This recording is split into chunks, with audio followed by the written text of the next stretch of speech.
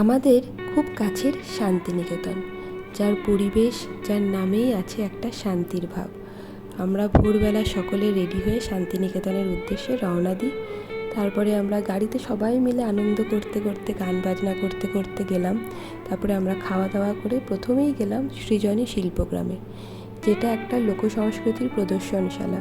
এখানে বিভিন্ন জায়গাকার যে সংস্কৃতি, যা কালচার, সেগুলোকে শিল্পের মাধ্যমে তুলে ধরা হয়েছে। অসাধারণ হাতের কাজ, অসাধারণ পরিবেশ। সেইখানে আমরা কিছুক্ষণ সময় অতিবাহিত করে জায়গাটাকে উপভোগ করি। তারপরে সেখানেও একটা ছোট্ট হাট বসেছিল, সেই হাটে একটু ঘোরাফেরা করে সেখানে নাচ হচ্ছিল, সেই নাচে আমরাও একটু অংশগ্রহণ করি। তারপরে আমরা সেখান থেকে বেরিয়ে যাই মিউজিয়ামে, যেখানে রবি ঠাকুরের ব্যবহৃত গাড়ি, তার ব্যবহৃত বাড়ি, পুনশ্চ উদীচী সমস্ত কিছুকে আমরা দেখে সোনাঝুরির উদ্দেশ্যে রওনা দিই।